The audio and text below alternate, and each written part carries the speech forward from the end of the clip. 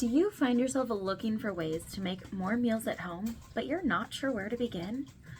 Well, I have got you covered. You have come to the right place because that is exactly what we are going to talk about in today's video. My name is Tiffany and I am so excited you're here. I help busy millennials who feel overwhelmed in the kitchen learn new skills to create quick, healthy meals with wine pairing. Check out my link in the description below. Follow me on social media for daily tips, tricks, recipes, and inspiration. And while you're there, hit that subscribe button because I'm dropping videos like this every week, and I would hate for you to miss out on the next tip or trick right here inside my tasting room. In this video, we are going to cover 5 tips to help you make more meals at home and allow you to have more time, money, and energy to enjoy life as you please. So let's get started. The first tip is to make time to save time. Now, this is so important. When you make the time to meal prep effectively and efficiently, you are left with so much more time to enjoy with family, friends, self-care, hobbies, and whatever other ways you choose to spend your free time. Now, when it comes to meal prep, it is important to have the right tools that are going to help save you that time. So as you buy fresh produce, get it prepped before you put it in the fridge. Rapid prep mandolin and cut and store containers are perfect to help you prep your produce effectively and efficiently. With the rapid prep mandolin, you can slice, dice, matchstick, and fry cut various fruits, veggies, and cheese, making it the perfect tool to save you time in your kitchen so you have more time to spend as you wish. Now, the cut and store containers also are a great way to store this freshly cut produce so you have it as a grab and go snack. Great for those of you with kids that are looking for those after school snacks to reach for the prepped fruits and veggies instead of that bag of chips. Now, with the cut and store containers, the lid doubles as a cutting board. So it's also maximizing the tools and means one less tool for you to dirty and use, making it amazing. Now, another way to save time is by batch cooking. My favorite products to help with this are my multi-cooker and my deluxe grill and griddle. Now, the multi-cooker, which we will dive into in another tip in a little bit more detail, but with that multi-cooker, it is truly so much more than just a pressure cooker.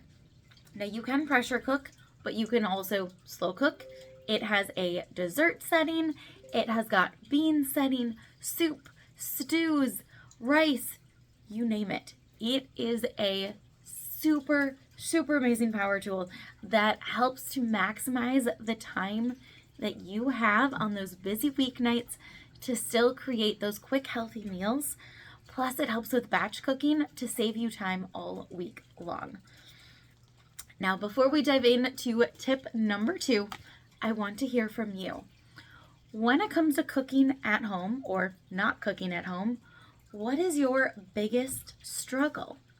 Share your challenge in the comments below. I look forward to reading these and sharing my expertise so we can learn and grow as we overcome those challenges together.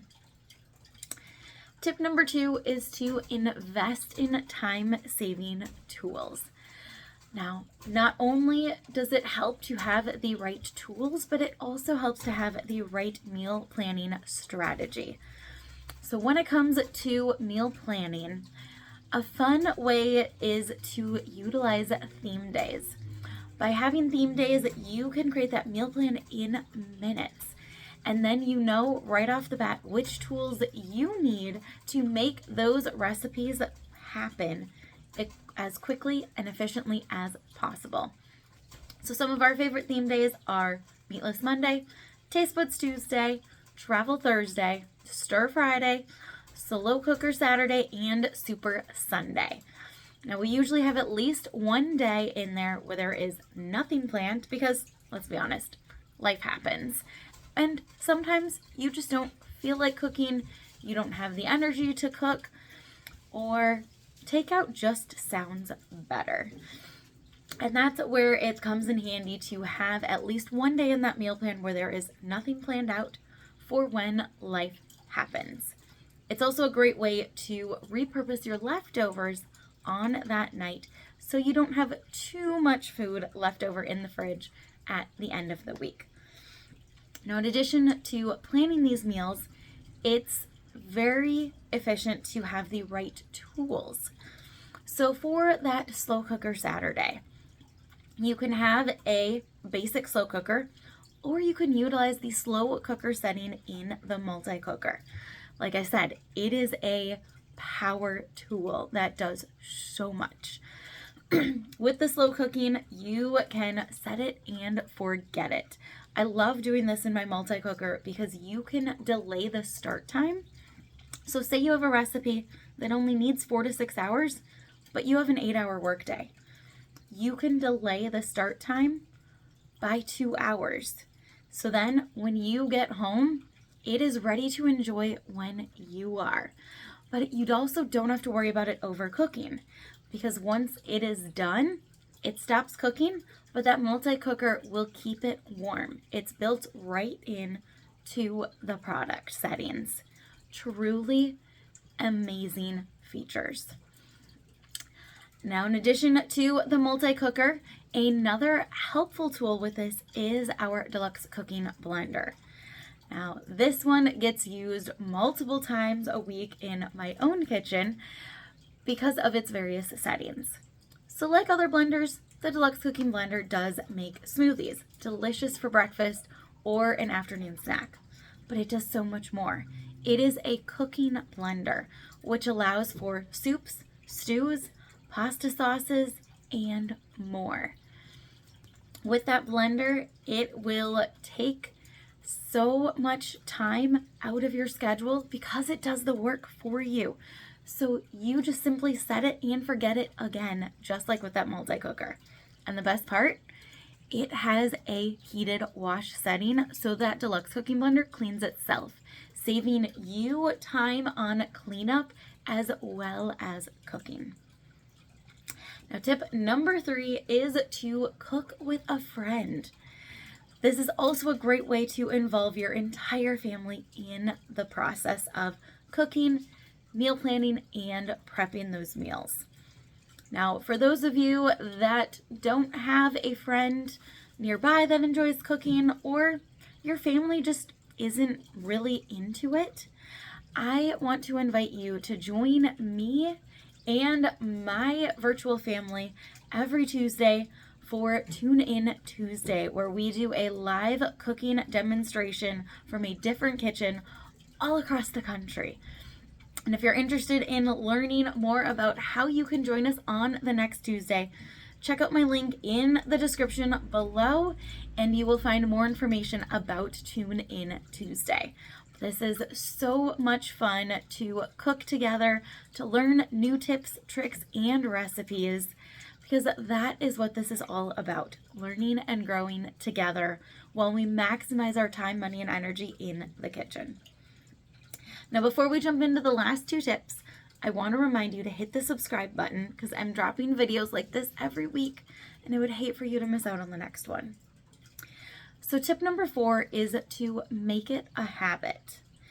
Now, there are plenty of people out there that say to create a habit so it sticks, you need to do that consistently for about 21 to 30 days. Now, that is a long time, but there's no better time than now to get started with that new habit. So set aside time, the same day, every week, and create your meal plan. Some other ways to do this, in addition to the theme days that we talked about previously, are to incorporate your family favorites. Poll your family and see what are some of their favorite recipes. And this is especially important for those of you with picky eaters. When you have a picky eater with a recipe that they know and love on that meal plan, they're more likely to try new recipes because they know that they have something they already love to look forward to. In worst case scenario, there might be some leftovers that they can eat if they are not a big fan of that new recipe. And another way is to try taste buds. Taste buds takes the guesswork out of cooking by delivering quick, easy recipes and new exclusive seasonings right to your door, allowing you to save time on that meal planning because the recipes are already picked out. And again, for those of you with picky eaters, food allergies, or any dietary restrictions, we take care of that for you with taste buds. Every recipe comes with some easy change-up ideas to help you maximize the most out of that recipe. And you also get additional tips and tricks inside an exclusive portal on other ways to use the excess seasoning, as well as repurpose any leftovers that you have from that recipe. It is truly a time saver when it comes to not just meal planning, but cooking in general. And it's a great way to get you out of that recipe rut that we all find ourselves in. Now, tip number 5 is to stock your pantry with the basics. So this means to have basic seasonings such as taco seasoning, some lemon pepper seasoning, and any other favorites that you enjoy to create that blank canvas. You also want to stay stocked up on dry pasta and rice, canned beans, and broth. For those busy nights that you just don't know what to cook, or when life happens, it's nice to have those basics in your pantry to quick whip together some spaghetti or a nice hearty soup. Some of my go-tos in addition to those are our soup mixes, the tortilla mix, and the minestrone soup mix are both so helpful to have because all they take is water or broth, your choice, and then that soup mix. And you have got it ready to go in less than 30 minutes. Now, of course, if you have some add-ins, you can add those in, but both of those soup mixes come with dehydrated vegetables and seasonings already in it. So you just, you just need to add the broth or water if that is what you choose. Now, our other meal mixes are also great to have on hand because they come together in minutes. Also a fun way to transform your kitchen to another country by having a quick, healthy recipe that tastes like takeout. Now, if you're ready to keep this momentum going and elevate your taste buds with wine pairings to go along with those quick, easy meals, here are 3 basic tips to help you remember. Number 1, red with red and white with white. Now, this is, of course, a general rule, but typically your red wine is going to go best with your red meat and red tomato-based sauces, whereas white wine will go best with your white meat and cream, garlic, cheese-based sauces. But it's not always the case. And that leads us to number 2, which is to consider your sides and seasonings. Now, when it comes to wine pairing, you want to look at the entire meal as a whole, not just the main course. For example, if you have a steak seasoned with black pepper and some fresh herbs, a red wine is going to be your best option, especially if you're pairing that with some homemade bruschetta. But if you are serving that steak up with garlic mashed potatoes or honeyed carrots, a red wine is not going to be your best option. Now, if you are a hardcore red wine drinker, a Pinot Noir is going to be great with those fruity notes to accent the honey in the carrots. However, a crisp white wine is going to be your better option to bring the entire meal together because of the garlic flavors of the potatoes and the sweetness of the carrots. And tip number 3, sweet likes heat. When you are enjoying those spicy cuisines such as Mexican, Indian, Thai food, and curry, you want a sweet wine, either red or white, depending on what you're serving, to go along with the heat. The sweetness will actually cut back on the spiciness. So those of you, like I used to be, that do not enjoy the spicy food, the sweet wine takes away the heat so you can enjoy those flavors. If, on the other hand, you are looking to accent the spice, grab yourself a dry bottle of wine and it will do just that. But remember, I warned you. Now, if you are ready to learn even more about elevating your taste buds, check out my link in the description below and download your copy of my free basic food and wine pairing guide so you can start to wow your friends right away today.